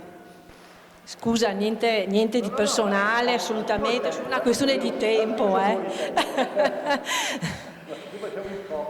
C'è qualcun altro che vuole fare una riflessione, che vuole dire qualcosa a questo tavolo conclusivo di questo bel festival? Nuovo, Vittorio, bello, primo, che speriamo si ripeta anche nel prossimo futuro. Noi confidiamo tanto su questo, anche perché, scusate, mi permetto adesso di parlare io, vedi? Perché le tematiche sono state interessantissime e purtroppo il tempo è poco, perché sarebbe da approfondire. Altri? Sì? Allora, la signora pone la sua domanda. Pronto, sì. Buonasera, grazie a tutti. Beh, le riflessioni sono effettivamente ampissime. Io mi concentrerei su un paio di considerazioni. Cioè il fatto in cui ci siamo trovati con la deregolamentazione, l'eccesso di liberismo, quindi la mancanza di un indirizzo che non significa costrizione, diciamo in senso negativo, ma visione di medio periodo, entro il quale comunque di cui ha necessità comunque anche l'imprenditore. Cioè l'orientamento, il problema della denatalità, il problema del lavoro femminile, il problema di come incidono anche a livello economico. Non avere un quadro complessivo di politica economica e industriale che ci manca da decenni purtroppo per quanto riguarda noi, e che evidentemente in altre situazioni invece è stato fatto perché determinate problematiche di tipo sociale, come sono quelle del supporto al lavoro femminile o alle esigenze sociali di cui accennavano anche prima alcuni di voi e anche il signore che ha parlato prima, richiedono una visione che non può che derivare da una scelta di tipo politico, in senso positivo del termine, quindi una visione di medio periodo che contemperi le necessità di tutti gli operatori del corso. In assenza di questo anche l'imprenditore non può avere delle decisioni di investimento. E cosa fa? La scelta più semplice è stata quella di comprimere i salari. Giustamente prima si parlava, in alternativa alla svalutazione si sono compressi i salari, creando però una povertà complessiva. Quindi intanto è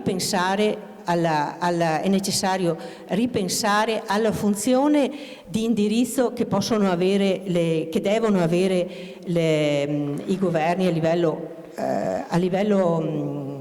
di nazioni. Però nel frattempo le cose sono andate talmente avanti che la finanza ha più potere del potere dei governi politici, e questo è un grossissimo problema, perché come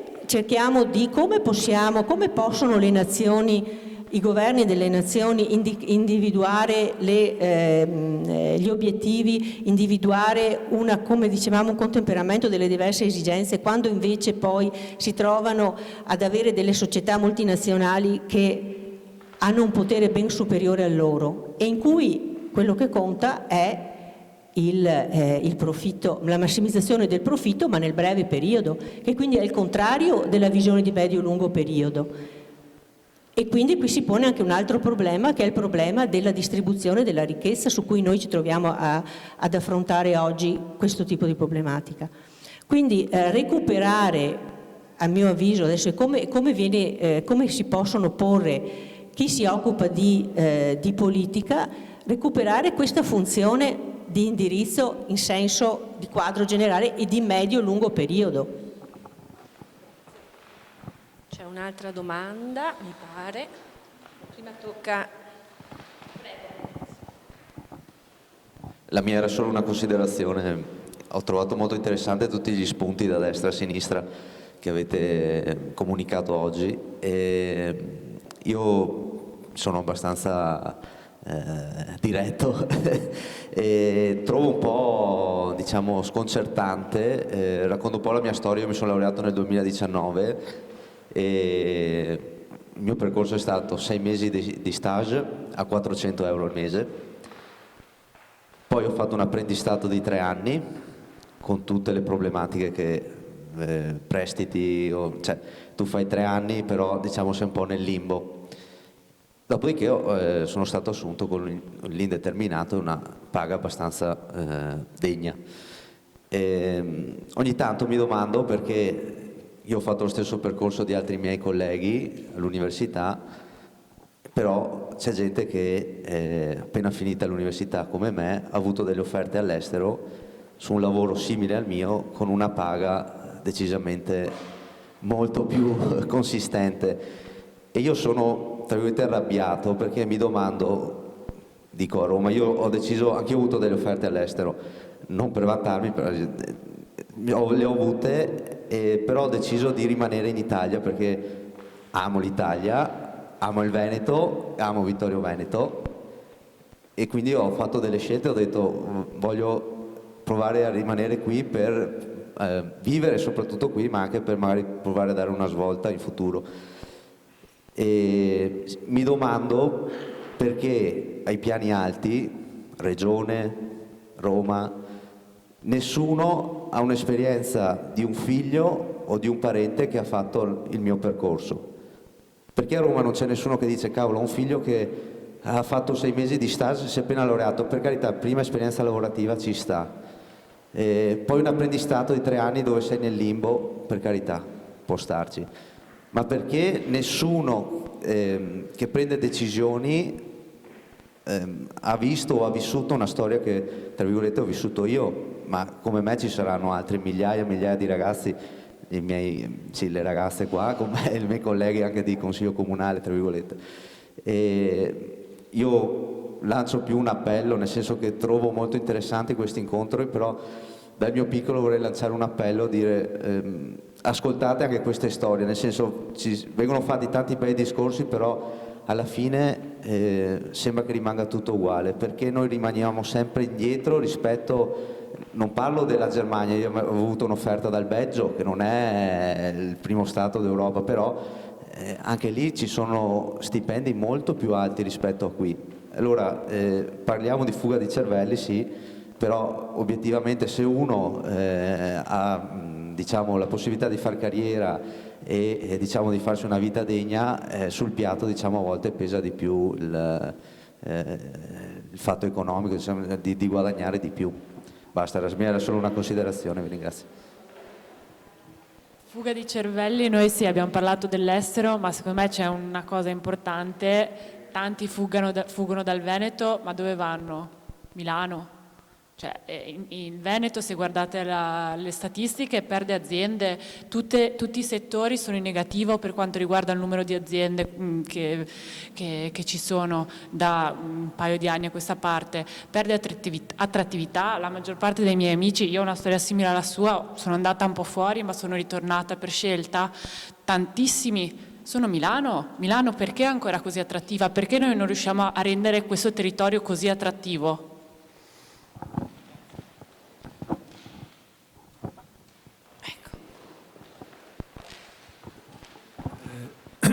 Io dichiaro così difficoltà ad entrare nel merito delle questioni poste perché è un tema complesso. Una delle cose che mi colpisce è che si semplifica e si tende anche qui, che è un territorio molto interessante, molto ricco, a tenere il livello basso della riflessione. È la mia opinione che in tempi rapidissimi noi vedremo cose che non abbiamo mai visto, a partire dagli effetti dell'invecchiamento, a partire dagli effetti della denatalità. E quindi avremo dei cambiamenti che diventeranno strutturali, che saranno fuori dalla nostra immaginazione. Vedo una discussione di tutti assolutamente piatta, vecchia. Non è che io ho le soluzioni, ma la vivo così, ve lo dico, ed è un problema di tutti e si semplifica, si trovano i nemici. I nemici di che? Abbiamo trasformato i poveri nei nostri nemici. E io spesso dico che il problema dell'Italia sono gli italiani. Si va a caccia di giustificazioni. Quindi secondo me non ci siamo, non siamo all'altezza, non cresciamo perché non siamo all'altezza. Non vedo sta innovazione. E mi piacerebbe vedere anche in altri posti il clima di oggi di confronto, di ricerca, no? Non ci siamo e il tema secondo me è la mancanza di innovazione, ma io non do giudizi cattivi o no, che non ho i numeri, non sono nessuno, ma la vedo come una necessità, non c'è. E non si torna indietro, gabbie salariali, ste robe. Il vero problema è l'innovazione, la crescita, la ricerca. Sta roba che si torna indietro sui cambiamenti climatici, no? Non ci credo. Vedremo delle cose folli in tempi brevissimi. Le sfide o si accettano oppure noi rimaniamo indietro. E sono 20 anni che ci raccontiamo balle.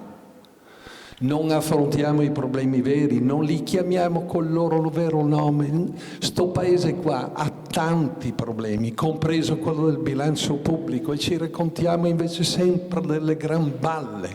E così non affrontiamo i problemi. La chiudo qua.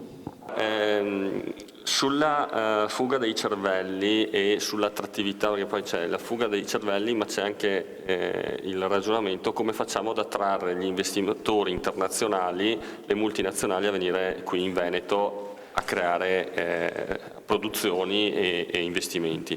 Noi in Regione abbiamo quest'anno approvato una legge che ha proprio lo scopo di attrarre gli investimenti dall'estero, ovviamente con gli strumenti normativi che abbiamo a disposizione, quindi la semplificazione nell'acquisizione, nell'ottenimento delle autorizzazioni, la sburocratizzazione, abbiamo insomma introdotto una serie di come dire, vie privilegiate qualora si presenti in Veneto una società, una multinazionale o comunque anche una società che non ha sede in Veneto, italiana, ma che vuole venire qui a investire, insomma di facilitare tutti i processi amministrativi per far partire l'attività. Dopo un minimo di incentivo fiscale con l'IRAP dimezzata se non azzerata nei primi anni, dopodiché noi ci fermiamo, perché poi la competenza regionale ha dei limiti, cioè se fossimo una regione a statuto speciale forse avremmo anche più risorse e più competenze per fare politiche attrattive di questo tipo. E questo è il tema sul quale la Lega da decenni sta portando avanti, che è quello di ottenere una maggiore autonomia, magari ci fosse un'Italia federale, magari ci fosse appunto un sistema che disciplina il nostro modello economico tutto regionale, perché noi abbiamo delle caratteristiche, e prima ho sentito un po' di critiche sul nostro... le aziende chiudono, sì è vero che chiudono, si riducono il numero di... c'è un calo di imprese per vari motivi, soprattutto medio-piccole imprese che magari a conduzione familiare, dove magari i figli non continuano l'attività. Ma c'è un altro dato che secondo me dovrebbe essere letto: si riducono le sedi delle società, ma aumentano le filiali delle società, cioè i dati delle filiali, delle unità produttive aumenta. Quindi vuol dire che c'è un sistema a filiera che si sta riorganizzando, ci sono contratti a rete, c'è un modello che sta andando in una direzione dove si stanno concentrando magari le società attraverso anche processi di fusione, eccetera, di concentramento attraverso anche economie di scala che naturalmente avvengono in un mercato ormai maturo come è quello nostro, e quindi ecco, va letta anche questa dimensione. Ricordiamoci che qui in Veneto abbiamo dei distretti industriali incredibili, cioè noi qua siamo una delle poche regioni, credo, al mondo dove tu hai bisogno di lavorare qualsiasi materiale, ottenere qualsiasi prodotto, tu nell'arco di pochi chilometri hai un'azienda che o lavora il ferro o ti fa la produzione del prodotto che ti serve o ti lavora il legno. Abbiamo il distretto del mobile qui che sta ancora tenendo botta, abbiamo lo sport system, cioè abbiamo dei sistemi che sono veramente incredibili e che sono nati in maniera spontanea, si sono organizzati, la politica ha cercato di facilitare, di aiutare, insomma secondo me questo è uno dei percorsi, una delle strade che dobbiamo comunque continuare a portare avanti. È vero, i ragazzi hanno sofferto, soffrono dopo la laurea, non è che chi fa politica non ha vissuto certe cose, posso confidarti che ognuno di noi ha delle esperienze anche personali dopo la laurea di difficoltà e di lavoro magari anche addirittura non pagato pur di arrivare magari a completare la pratica e fare poi un esame di Stato e iscriversi magari a un albo professionale. Quindi su questo c'è sicuramente da lavorare. Ma dico anche un'altra cosa, guardate che c'è una percentuale di giovani, ahimè, dicono intorno a un 20%, li chiamano NEET, che sono quelli che non lavorano, non studiano e non fanno niente. Cioè c'è anche quel mondo di giovani che va aiutato e va portato fuori da un disagio sociale, da un disagio insomma che è riconosciuto e sul quale dobbiamo lavorare anche da un punto di vista proprio delle politiche anche proprio sociali per rilanciare. E poi abbiamo il problema che si diceva prima, abbiamo uno Stato che ha un debito pubblico enorme, abbiamo una zavorra di tasse da sopportare che i nostri imprenditori pagano, quindi è necessario, ecco, ritornando al tema del federalismo, che si ritorni a essere un po' padroni a casa nostra e decidere insomma nel nostro territorio le politiche del nostro territorio con i soldi del nostro territorio. Grazie mille consigliere Bet, prego, coordinatrice Principalli. Grazie. Allora, intanto vi ringrazio per le vostre interessanti riflessioni, spunti, contributi e provo un po' a dire qualcosa su alcune domande. Allora, volevo partire da quella del ragazzo perché mi ci immedesimo particolarmente, visto che tra l'altro anch'io mi sono laureata nel 2019 e ho fatto anch'io 6 mesi di stage a 600 euro, quindi un po' più di te, però insomma, ecco, e questa è la condizione di quasi tutti, praticamente quasi tutti i nostri coetanei. Dopo ho avuto la fortuna di trovare un lavoro a tempo indeterminato e anche con uno stipendio insomma tutto sommato dignitoso rispetto alla media italiana, e però appunto viene da dire, cioè viene da considerarla quasi una fortuna, un privilegio, no? Che è una cosa assurda perché dovrebbe essere la normalità, anzi dovremmo guadagnare molto di più, come succede negli altri paesi europei. Ecco, quindi io credo che questo si colleghi a quanto diceva il signore in prima fila.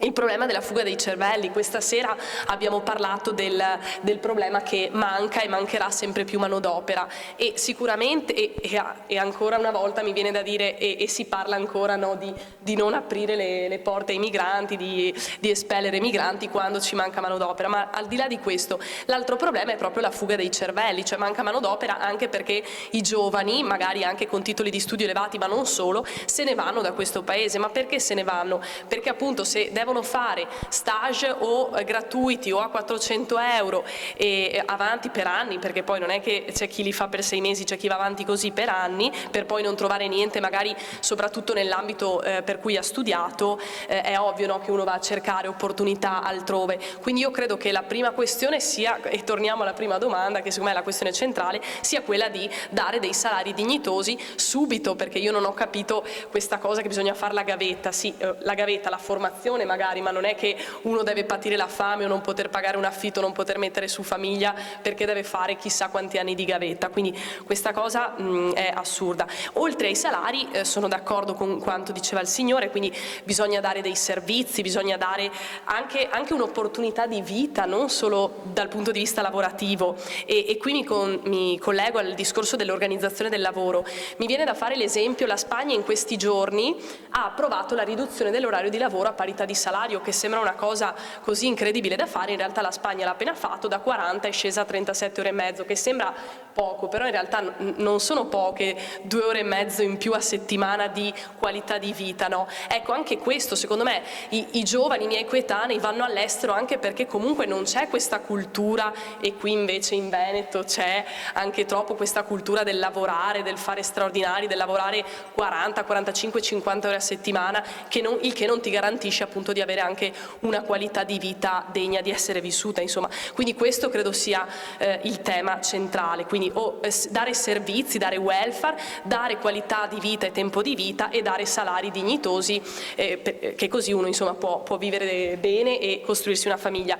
E chiudo dicendo che concordo anche con quanto diceva la signora in prima fila, che il problema anche secondo me sono proprio le politiche neoliberiste. Quindi qua stiamo a guardare, no, al Veneto, all'Italia, ma in realtà è un problema globale delle politiche neoliberiste di deregolamentazione dell'economia che sono state portate avanti negli ultimi 30 anni, perché credo invece che bisogna invertire la rotta e che lo Stato, i governi, la politica nel senso più ampio del termine deve rimettersi in primo piano e gestire l'economia, perché insomma la politica deve venire prima dell'economia e prima della legge del mercato. Ecco, grazie. Grazie mille. Prego, senatore D'Agro. Nel 2022 viene pubblicata da parte dell'Unione Europea una mappa della competitività delle regioni più avanzate d'Europa. La mappa precedente, che mi pare sia del 2000, dimostra che Veneto e Lombardia erano dentro le prime 100 d'Europa. In quest'ultima il Veneto è sparito e la Lombardia, che era al 62esimo posto, è andata al 98esimo posto. Con un'affermazione di questo genere, trattandosi anche di un fatto completamente diverso dal PIL, cioè non è un ragionamento solo del PIL, ma è proprio di attrattività e competitività di sistema, tanto per intenderci organizzativo, quindi di appetibilità. Di fatto possiamo dire che c'è da fare una grande azione di verità in questo Paese. Tutti quanti hanno una narrazione, o meglio, abbiamo continuato ad avere una narrazione di quanto bravi siamo, ma alla fine siamo stati fermi a pensare che se eravamo diventati ricchi con prodotti degli anni 50, dovevamo anche adesso, noi pur essendo maturi e tradizionali, dovevamo ancora, grazie anche a una mancata capacità di fare cambio generazionale accurato, di restare ricchi coi prodotti che si facevano. Quando parliamo di espatrio, attenzione, di 196.000 ragazzi espatriati, 45.000 sono immigrati di seconda generazione in Italia. Quindi fate un po' i conti voi che non c'è soltanto quella manodopera di alto livello, ma quella manodopera che si era fermata qui, immigrata da paesi stranieri, che dopo una generazione vuole andare via dall'Italia. Quindi pensare che siamo appetibili, che vogliono fermarsi qui, è una grande menzogna. Quindi c'è anche una narrazione di questo genere, che siamo invasi. Ma da che cosa? Siamo invasi da gente che vuole andare via, non gli interessa niente rimanere in Italia. Questo è il dramma. Questo è il dramma. E seconda cosa, quando si parla di politica, di progetto e politica economica, ma come possiamo fare una politica o una progettualità di industrializzazione di questo paese? A proposito di questo, parlando di industrializzazione con questi dati, c'è da preoccuparsi che il Nord diventi una zona deindustrializzata prossimamente. Come si può fare con un paese che ha 3.000 miliardi di debito sul collo? E quando, tanto per intendersi, l'unica vera novità che c'è stata ultimamente è Industria 4.0, ma che era già abbondantemente superata, che dovevamo già fare subito la 5.0, perché nell'innovazione, quando si salta uno o due passaggi, resti indietro.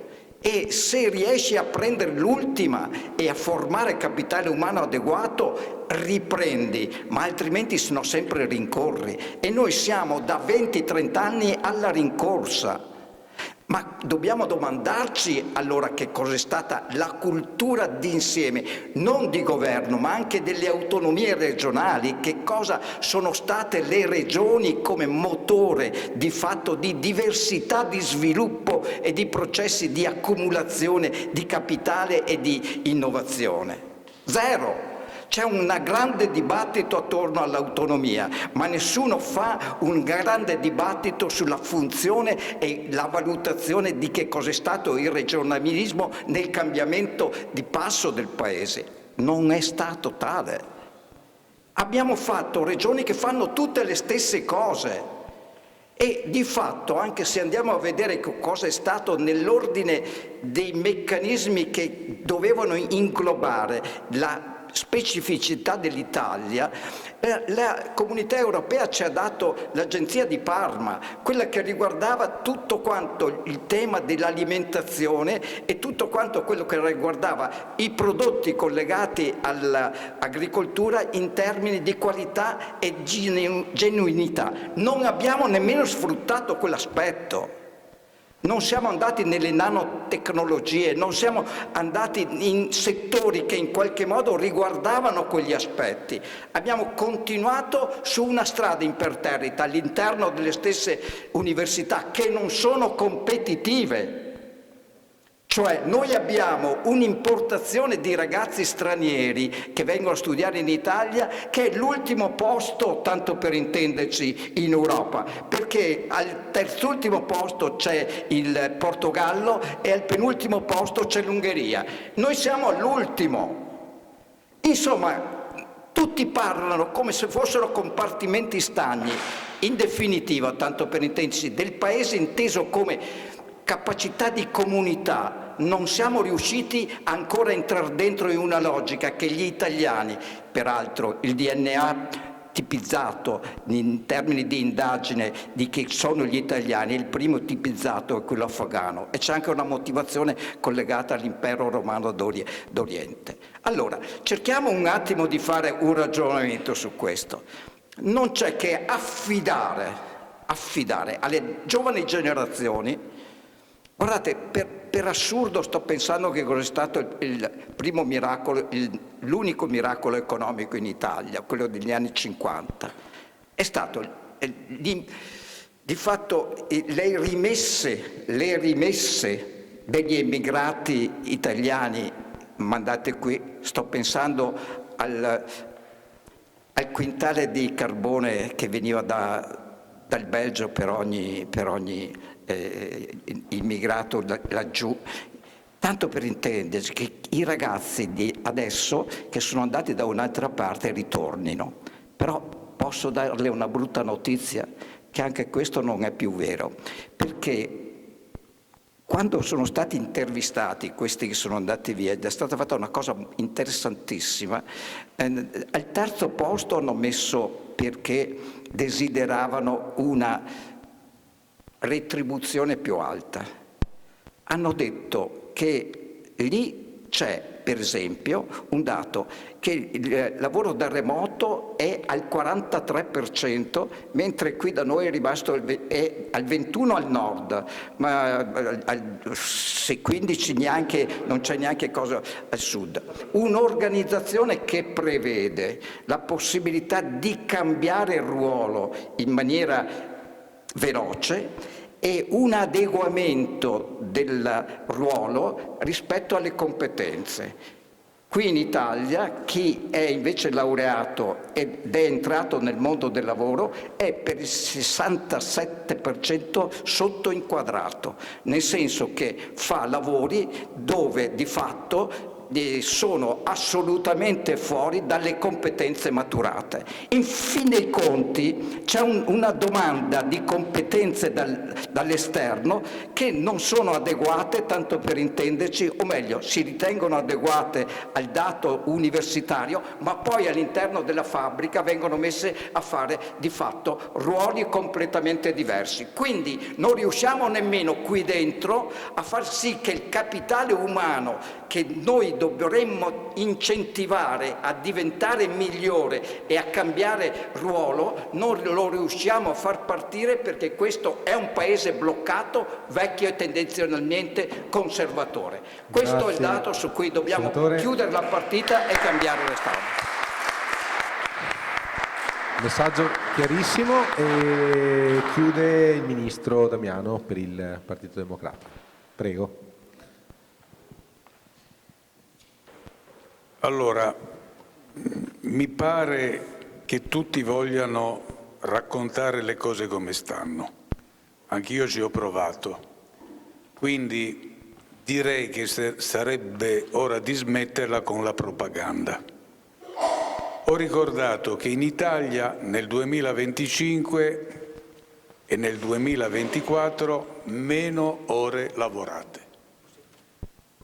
Aggiungo, primi 3 mesi del 2025 la cassa integrazione aumenta del 30%, del 50% nel settore manifatturiero. In controtendenza c'è il commercio, ma tutti i settori produttivi aumentano la cassa integrazione. Io sono piemontese, torinese d'adozione, adesso sono romano. Vi siete accorti che è sparita l'automobile come produzione nazionale? Ce ne siamo accorti? Siamo contenti? Io non credo.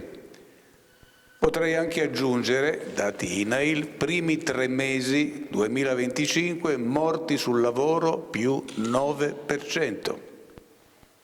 Siamo all'ultimo posto per tasso di attività, 62,8%, la Spagna al 66, la Germania al 75. Tasso di occupazione dei giovani, 15-24 anni, 19% in Italia, 50% in Germania. Va tutto bene? Non direi, forse una mano sulla coscienza e meno propaganda da parte del governo farebbe bene a tutti per vedere la realtà. Sulla fuga dei laureati. La fuga dei laureati, io non vorrei che ci fosse una nuova narrazione del lavoro, perché io mi sono rotto le scatole di sentire dagli anni '80 in avanti questa giagulatoria. I giovani degli anni 80, 90, 2000, poi le generazioni vanno avanti, non vogliono più il posto fisso. Porca miseria, cosa vogliono? Vogliono cambiare continuamente il lavoro. Ma era così? Non era vero. Ci sono sicuramente giovani che non vogliono seguire il modello mio, dei loro padri, entrati in quell'impresa, rimasti per 40 anni in quell'impresa. Non è il mio caso, ma era la mia generazione. Qualcuno più dinamico, qualcuno che vuole intraprendere, ci sarà. Ma i giovani normali di qualsiasi generazione, se vogliono mettere su famiglia, hanno bisogno di avere una ragionevole stabilità. Non è il posto fisso di Checco Zalone, perché qui noi confondiamo la ragionevole stabilità del lavoro e la paga buona con il posto fisso dove, anche se non fai niente, devi rimanere in quel posto.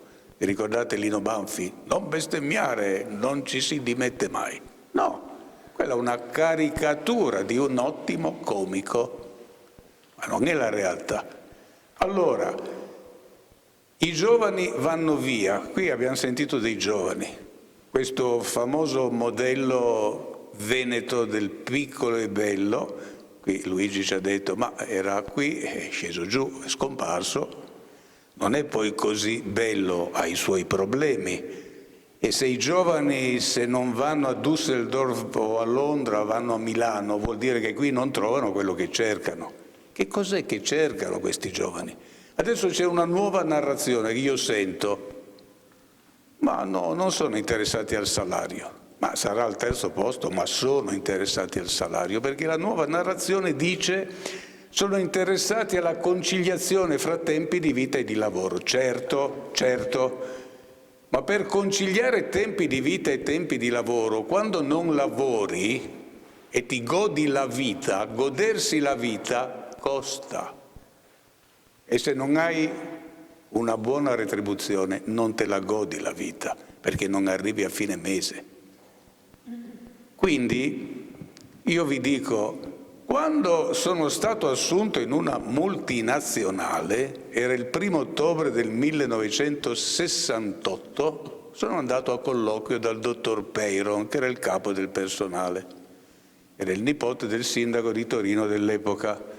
Alla fine del colloquio, dopo avermi chiesto cosa ne pensavo delle lotte studentesche, io lì sono stato, come si dice, molto cauto perché volevo essere assunto, anche se io partecipavo attivamente alle lotte studentesche. Poi mi ha fatto la domanda, lei sa che cos'è il Prado?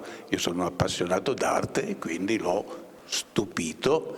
Alla fine del colloquio mi ha detto, le farò sapere. Adesso il giovane si presenta dal dottor Peyron, è finito il colloquio, il giovane dice al dottor Peyron, le farò sapere. C'è un cambiamento antropologico. Certo, cercano quello che noi non cercavamo, ma perché non lo cercavamo? Io il primo stipendio che ho avuto era 80.000 lire. Dopo un anno ero già passato di livello grazie al contratto dei metalmeccanici. Ed ero arrivato a 100, 120, 130, ero pagato bene. Dopo un mese ero assunto a tempo indeterminato. Io a 20 anni ero in grado di essere autonomo dalla mia famiglia e mettere sulla mia famiglia. E c'era l'ascensore sociale. Vi ricordate la canzone? Anche l'operaio vuole il figlio dottore. Sì, si poteva fare.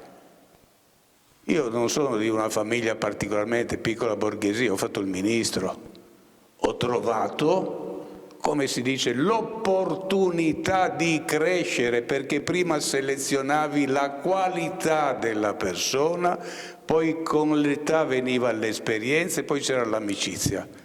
Alle volte il contrario. Perché se ne vanno questi giovani? Perché non trovano questi elementi. Non trovano la paga giusta, perché qui abbiamo avuto, no, lo stage.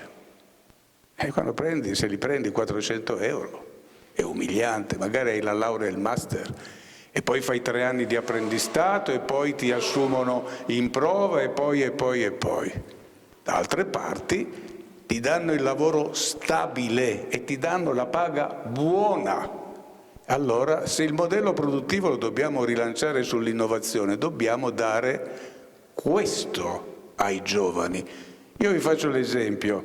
Il primo atto che ho compiuto da ministro era il tempo dei call center, ve lo ricordate? C'erano anche i film sui call center con quell'attrice, come si chiama? Sabrina Ferilli.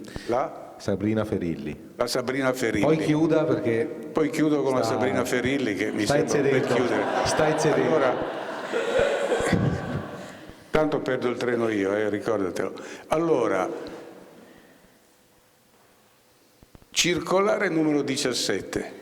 Io da ministro ho proibito il lavoro a progetto, perché dicevo, ma scusa, quello che lavoro fa?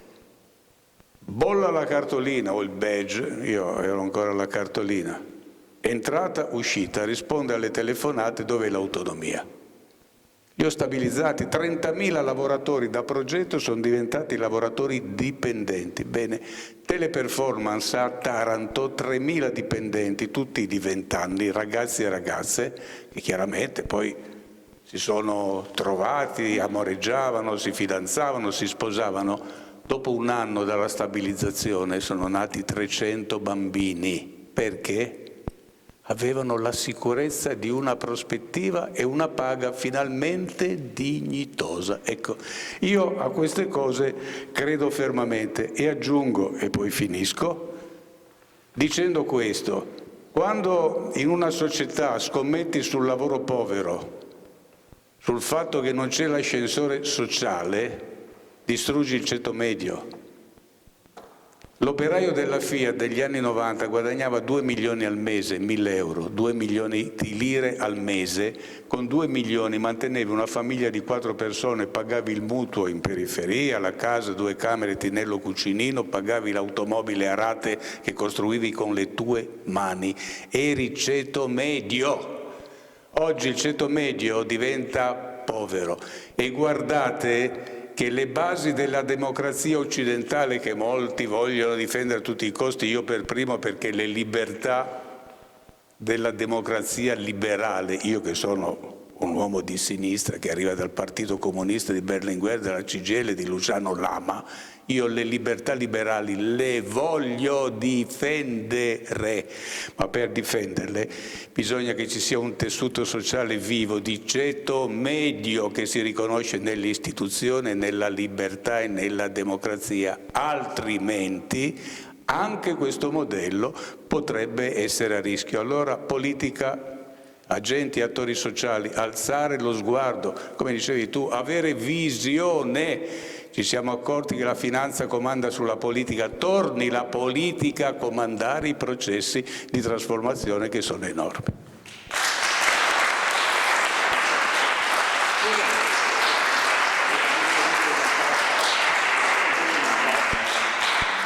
Voglio soltanto farvi presente che la desertificazione che c'è in atto nel sud dei ragazzi che stanno emigrando tutti al nord e che quindi soppiantano e mettono in pari quelli che vanno via, sta diventando una cosa purtroppo genetica, nel senso che lì non si impiantano più università, ma quando questi qui avranno finito di entrare dentro nella logica di sostituire chi è andato via al nord, mi domando cosa faremo anche nelle logiche, per esempio, sanitarie.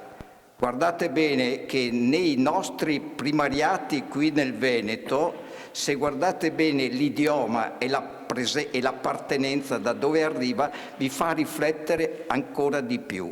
Noi abbiamo bisogno di capitale umano e non abbiamo nessuna politica di ricerca, di formazione e di trattenerli qui.